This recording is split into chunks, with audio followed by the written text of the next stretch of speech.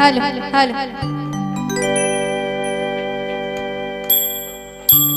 Hello. आइए सबसे पहले कहना चाहूंगी, बड़ा ही भव्य दरबार सजा है और बड़ा भव्य जगराता रखा गया है छठ पूजा के उपलक्ष्य में। तो माँ को नमन करते हुए जितनी भी माताएं बहनें दरबार में बैठी हैं, बहुत बहुत धन्यवाद आप सबों का। और हमारे भाई लोग बहुत बहुत धन्यवाद, आप सब दरबार में पधारे।